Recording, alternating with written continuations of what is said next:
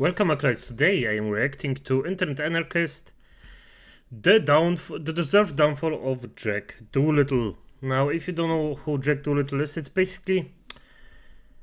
I remember at the start he was actually a quite...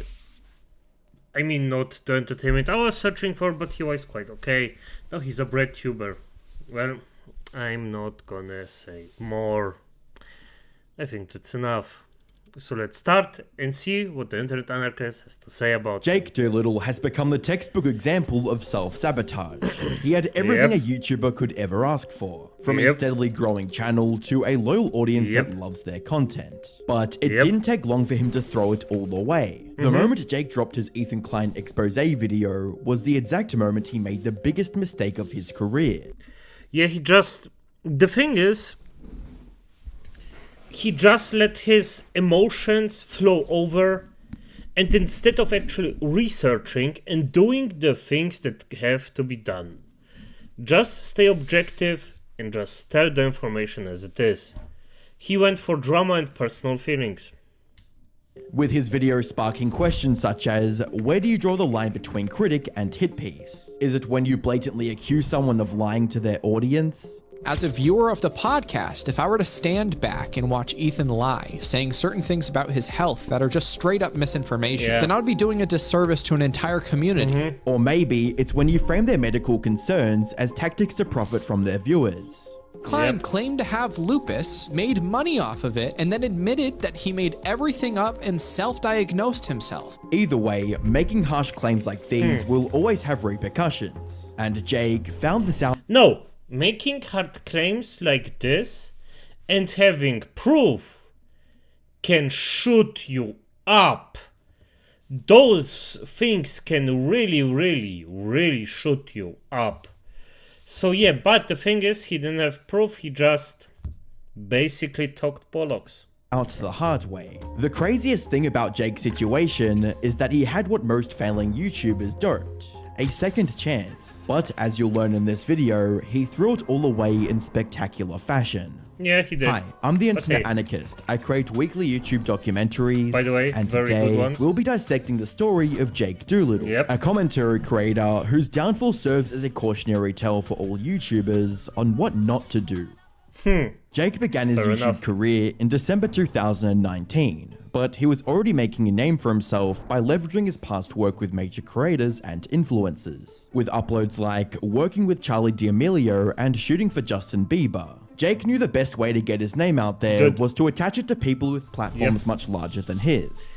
Yeah, and he's correct about that. Like, this was a very fantastic actual first move, like one of the first moves. This also became the foundation for one of the most popular series on his channel, in which he exposed other, often bigger creators for things like deceiving their audiences and plagiarism. And while some label Jake as a morally grandstanding hypocrite, this approach to creating content catapulted him from 500 to 250,000 subscribers in a little over 2 years. Most fans also really loved the content, with many commenters thanking him for shining light on these issues. Now, it's important to note that the thing that made these videos good was Jake's neutrality. Most of his criticism of these creators revolved around easily provable facts, and wasn't influenced by his own feelings on the matter. Because there are articles saying members of the autistic community call out period A rapper Brit Barbie for allegedly faking speech impediment. And so all these people have duetted it. It's this whole thing. So this guy is interviewing her, and then in the middle of the conversation, she switches to this. Yeah, it's okay because... But started out by saying this. That all changed in December of 2023, when Jake released his hit piece on Ethan Klein, one of the hosts of the H3 podcast. It was clear that this particular video was fueled more by a personal grudge than a factual analysis. Little did Jake know that... And the personal grudge, I don't know if he mentions it or not, is so stupid, as I understand it. The personal grudge is so stupid that I'm just baffled that it even happened. At the time, this was about to become the biggest mistake of his entire career. However, to fully understand Jake's reasoning behind uploading such a video, we first have to rewind to his first interaction with Ethan, back in 2021. You see, Jake was working as a photographer for influencers at the time, and in August of 2021, Jake released a series of now deleted tweets accusing Charlie D'Amelio of making millions of photos that he wasn't properly compensated for, with tweets reading, I can't think about anything but the millions you made off my photos. Lol, I feel like people are misconstruing what I'm saying. Nobody asked to use my photos. I was never told the photos would be in the book. A credit in the book means nothing when they don't have your permission, as well as me when I never got paid for photos. The situation was... It's just bitching around. It's...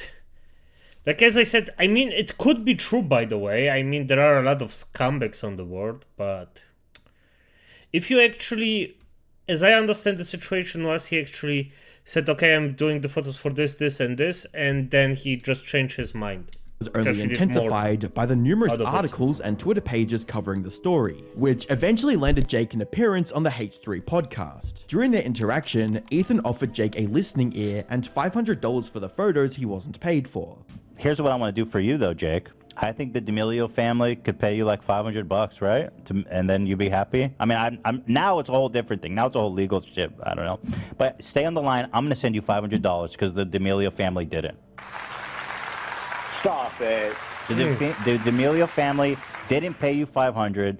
I'm going to pay because they're cheap fucking freaks. And while Jake appreciated the generous offer, he also wanted something else from Ethan. If you look over my resume, can you keep your $500? Stay on the line. Are you in LA? He did say he was subscribed. I'm not in LA. I'm remote, but love You're it killing in it out Maine, of bro. Sweden. I bet you I could kill it. Okay, so stay on the line. I'm going to give you the 500. I'm going to give you the 500 to make you whole. And remember, D'Amelio family, Ethan pays on time. That's This right. was a clear no. And also send your resume. Stay on the hold. We'll get both, okay? Jake was clearly a longtime fan of the show and wanted to use this chance to secure a spot working for Ethan. I mean, and all in all, just the pure balls behind this decision to ask him on the show was great, by the way. This is something that I actually found quite entertaining. But this was the catalyst that actually made him mad just because he actually just said no to the resume. For fuck's sake, you work way. Oh, like, just because you can work remote doesn't mean that the guy wants you working remote. For fuck's sake. Unfortunately, all Jake received was the money he was promised and a new blueprint for content creation on his own corner of YouTube. And that's where the things ended between the two. Or at least, that's what it looked like on the surface. On the 13th of December 2023, Jake made a community post stating, a YouTuber with millions of followers pretended to have chronic illness, profited off of it, then said they made it all up. New video coming soon. This left viewers speculating on whether or not his next upload would have Ethan as the primary focus. The wider H3 community and subreddits were obviously against this and tried to get Jake to reconsider his decision, but he was determined to go through with it, and by the 29th of December 2023, he published a video titled Ethan Klein, Harmful or Hypochondriac. I saw a few very concerning things when it comes to Ethan Klein's lupus journey. And as someone who's been sick his entire life, I felt like I needed to make this video. If I were to stand back and watch Ethan lie, saying certain things about his health that are just straight up misinformation, then I would be doing a disservice to an entire community. Ethan Klein claimed to have lupus, made money off of it, and then admitted that he made everything up and self-diagnosed himself. Right off the bat, Jake was framing himself as an authority on the topic of chronic illness and condemned the way Ethan went about his health inquiries. Jake went on to detail the various instances of Ethan referring to or sharing aspects of his medical reports and testing. At the same time, Jake berated Ethan for not pronouncing medical terms correctly and for using ChatGPT to further understand test results. This is the thing, if you don't have arguments, you actually personally attack the creator. You don't go for the points, you go for the creator itself. And this is just something that I experience a lot of in the comment section. It's just funny right now to me because I just cannot take those people serious. It is what it is. Saying that an elevated tryptase relates to leukemia is like saying that sneezing relates to sinus cancer. Ethan states that he went to check on his cholesterol levels and then seemingly read his own lab results and self-diagnosed himself based off of Google searches. He goes on to talk about a more recent test result that came in. This test is the one that Ethan runs with throughout this entire journey. My Anna titer. This is also like leukemia and lupus and shit. First, Anna titer makes no sense. The part that Ethan calls ANA stands for anti-nuclear antibodies. It's an acronym that Ethan pronounces ANA instead of ANA like most every medical professional does. This also adds to my claim of Ethan searching his labs and not hearing the results from an actual doctor due to... For fuck's sake. Already, just because somebody pronounces it a bit differently doesn't mean shit. If you say ANA or NNA, it's just the same thing, a bit differently worded. And a professional will actually hear this and be, do you mean this? Yes, okay, good, let's talk. Let's continue talking about it. To the mispronunciation. According to the Mayo Clinic, in most cases, a positive ANA test indicates that your immune system has launched a misdirected attack on your own tissue. In other words, an autoimmune reaction. According to Jake, the fact that there were elements of self-diagnosis in Ethan's approach to determining whether or not he had lupus, a disease that occurs when your immune system attacks your own tissues and organs, meant that he was spreading misinformation and harming others that suffered from chronic illness. The three main arguments that Jake made in his 40-minute long video were that 1. Ethan was misinterpreting his health data, therefore spreading misinformation. 2. Ethan was profiting off the supposed illness by collecting $1,500 in donations during the stream. And 3. That Ethan was flat out dishonest about having any illness. Many viewers felt that Jake's arguments were made in bad faith, and the like to dislike ratio on his video reflected that. However, an unhealthy dislike to like ratio was the least of Jake's problems, because when Ethan and his team soon returned from their short break, they were more than ready to address the accusations being made. At the start of the new year, Ethan shared an Instagram story that foreshadowed his reply to Jake, reading, "My face when I'm excited to return to the podcast tomorrow." Not long after, Jake left his own Instagram story begging for the backlash to stop, reading, "I'll do anything to make this stop. The death threats, telling me to kill myself and saying that I was never sick in the first place is something I cannot handle. I was trying to make a video from the perspective of a sick person and it didn't connect with everyone. I was in hospital last week after posting the video. I legitimately cannot handle anymore. I apologize to everyone involved." Regardless of how much Jake wanted this to all be swept under the rug, he had already made his hit piece. That's the thing. You cannot make a hit piece and then be like, oh, don't attack me, I didn't. You went in the ring. Now that you're in the ring, don't bitch about it, fight. And was going to answer for it. Fans of the podcast were expecting a complete massacre from Ethan, and that's exactly what they got. On the 8th of January 2024, Ethan and other members of the H3 podcast went live. But before they could react to Jake's video, he set it to private. Oh, he just private it. Well, it's too late. Oh. Oh, is it now? That's true. No, it's too late. This was likely a last-ditch attempt from Jake to be spared from the consequences of his actions. Unfortunately for him, Ethan's team had already downloaded the whole By the way, very, very good thing. I learned that the hard way that you should do that stuff. But I learned it. thing, and they wasted no time tearing into every second of it. Ethan started off by giving viewers some background into who Jake was, and what he's been up to behind the scenes. The really interesting wrinkle is that this guy's been a huge fan of ours, and actually there's been a ton of interactions of him trying to reach out and get noticed and get attention from almost everybody on the crew. He also shared screenshots of Jake's repeated attempts to connect with various members of the H3 team. According to Ethan, Jake even went as far to approach team members of the H3 podcast in person and tried to pitch his ideas. Put simply, his video on Ethan was nothing more than a petty tantrum after being rejected from working on his podcast. Ethan also pulled up a downloaded version of Jake's video and began debunking each one of his points one by one. From dismantling Jake's arguments of self-diagnosis to pointing out the blatant bad faith at the core of the video, Ethan was presenting his side of the story and made it clear that it wasn't some joke or cash grab, but a man desperately trying to understand his health status. To top it off, Ethan possibly donated more money to the people suffering from chronic illness than the amount Jake claimed he took from viewers. By the end of this 4-hour podcast, Jake had completely shattered the trust and credibility he had built with his audience. This is the worst takedown. Yeah, and this was, by the way, just the beginning. This was just, I think, beginning, and he didn't learn anything out of it. Nothing. No, ever. I mean, dude, shame on you.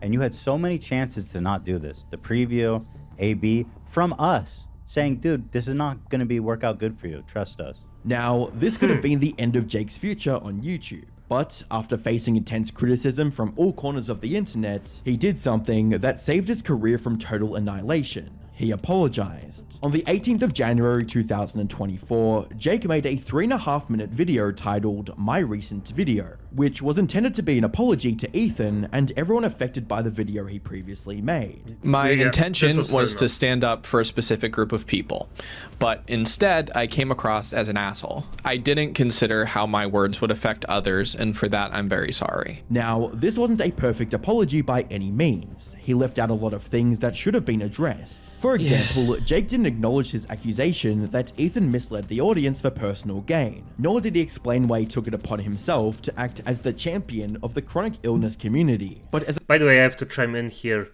Most of the, or a lot of the times, ignoring those things is the best move you can do.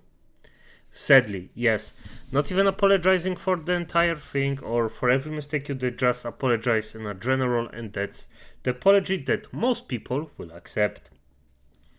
As a commenter pointed out, it was a step in the right direction, reading, I think apologizing is a great step in the right direction, except you left out so much. Wish you put more effort into addressing specific things you said rather than general statements. Feel like that would go a much longer way. And while it didn't undo the damage that was already done to his reputation, it gave Jake another chance to prove himself. He had an opportunity to earn back his core fan base with quality content. And that's exactly what he did. He went back to his old factual self and started making videos on creators who deserved the criticism, like Sniper Wolf, Jack Doherty, and the vegan teacher. It seems like Jake took the time to reflect and learn from his past mistakes, and had finally reached a healthier mindset. He even proposed to his girlfriend in November of 2024. Things were finally looking up for his most loyal fans. That is, until the 14th of December 2024, when he threw away the little credibility he had left with a single video. At a first glance, it looked like a typical Jake Doolittle video. It was titled, I'm frustrated with commentary YouTubers, and had I'm Alex and Cody Ko in the thumbnail. This led everybody to believe that his video would be a deep dive into the darker side of the commentary YouTuber community, like I'm Alex mentally and physically abusing his girlfriend, which I talked about extensively in this video, or at least something along those lines. But as a Internet anarchist, freak, you little freak. Good chime in, just shoving your own analysis in this. But then this was a good video, so love it. As it turned out, the video had absolutely nothing to do with Cody Ko, I'm Alex, or any commentary YouTuber for that matter. It was 100% clickbait. Now, this on its own would be enough to enrage most viewers. However, the actual contents of this video... I disagree. Just because you make something... It depends on the grade of the clickbait. I mean... I overly clickbaited some videos. Sometimes it's not even malicious because I just don't know the thing, how much clickbaity I need to make a video to so it actually gets watched. And there is a degree, by the way, because I think like the video where I think I fucked up the most was what what Warhammer should be, and I actually just got the Trench Crusade in it. So I clickbaited way too hard in it, but that's a lesson that I'm gonna leave in the channel because it's a mistake and I wanna have it as a stain on my reputation just because, yes, I did it wrong and it should stay. video was somehow even more infuriating, leaving even the most loyal fans completely outraged at Jake. But before we dissect this video, we need some important context. You see, Jake had been struggling with chronic illness since he was just 3 years old. The pain from this illness forced him to either use a wheelchair or crutches for the majority of his life. Yep. He even raised almost $3,000 through a GoFundMe campaign to find a cure for his illness back in 2016. Yep, However, he did. even worse than the illness was the fact that he'd been misdiagnosed multiple times, resulting in his condition. This is, by the way, one of the things that the most fuck up thing that can happen to you is that you get misdiagnosed and treated for the wrong illness. So it can basically happen that you get treated for this illness. In reality, it's something different. So the real illness you have just gets worse, maybe even to a point where you cannot recover from it anymore. And you get something different because the drugs, the medicine or drugs, or call it as you want, you know what I mean, that the drugs that you actually took destroyed your body to a degree where you just suffer way more now. It's just bad luck, by the way. But really, I feel for everyone this happened to, even him. I feel on this specific point, but it doesn't excuse his behavior. Getting even worse over the years. Eventually, his own situation inspired him to start a charity in September of 2022 called Never Stop, with a fairly straightforward mission statement. Never Stop is a charity for the diagnosed, the misdiagnosed, and everything in between. Our goal is to provide financial assistance to people in long-term financial and physical crisis. It has also raised over $12,000 for people in need. So, assuming the proceeds of this charity actually reached the needy, it was 100% a good thing, and no one had any issues with it. Yeah, the thing is, at the end of the day, it's never ever it never ever reaches 100%. Never. You still need some money to actually pay some people, or just mostly for documenting stuff. That is, until Jake, in all his wisdom, ruined the reputation of his charity with his video titled "I'm Frustrated with Commentary YouTubers." As I mentioned earlier, this video wasn't actually about commentary YouTubers. Instead, it was about his charity and how no one was making any donations to it. There has been no YouTuber who has ever inquired or donated any money to Never Stop. Giving him the benefit of the doubt, perhaps Jake believed that he was raising awareness for his cause and charity. However, to call his execution poor would be a complete understatement. The whole thing came off as a tone-deaf attempt at guilt-tripping his audience and other YouTubers for not being charitable enough. And one viewer summed it up perfectly. Quote, "I've had people who unfollowed me and lost the opportunity to change lives. What a goober. I've never in my life seen a YouTuber guilt trip his former audience for unfollowing. Like, this is beyond pathetic." Throughout this video, Jake also came across as extremely entitled, and that he somehow deserved other people's money. This became glaringly obvious when he talked about knowing YouTubers with plenty of money who, despite their wealth, weren't donating to his charity. A lot of these YouTubers love talking about holding people accountable for their wrongdoings and all that kind of shit, but when I try to say, hey, if you have any extra money, we are giving $500 a month. I know that you just put on your close friend story that you're making 15 grand off this brand deal. Hey, I would love the help. My views are down, but you're getting, I don't know, 50,000 subs a month. What are we doing here? And sure, even this could be dismissed as just a horribly worded plea for donations. But then, Jake stooped to something that could only be described as the lowest of the low. He tried to blackmail other YouTubers. I'm not going to name names, but I would like you to know that I am going to name names at some point,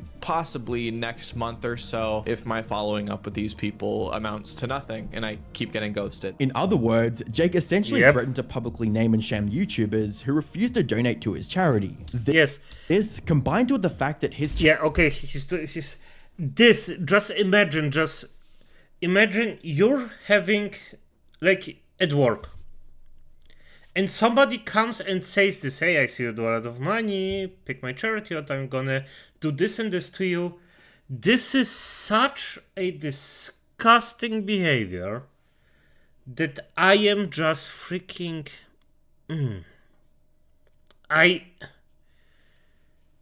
It's just so disgustingly bad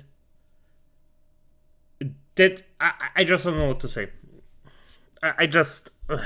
Charity was only helping a single person at a time, made people who would have donated otherwise in the future turn their backs. The response to this was perfectly summarized by a commenter under the video, which read, "This is effing yucky. Donate to my charity or else." Like, does he understand that most people wouldn't be enticed by, we help one person per month right now, and they don't have a long history of running and navigating the challenges that come from these organizations? And as if this wasn't bad enough, he even tried to insinuate that the YouTubers who were donating to his charity were dumb, because they didn't know they could deduct the donation from their taxes. Within the last 6 months, how come other nonprofits that are doing between $10 and $30 million a year in donations are willing to talk to me, but these fucking YouTubers cannot give $500 in a one-time payment out of their, I don't know, 50 grand that they're making a month? And by the way, all of this you can write off on your taxes. I don't know how many times I have to say this. These are people who are getting a shit ton of money and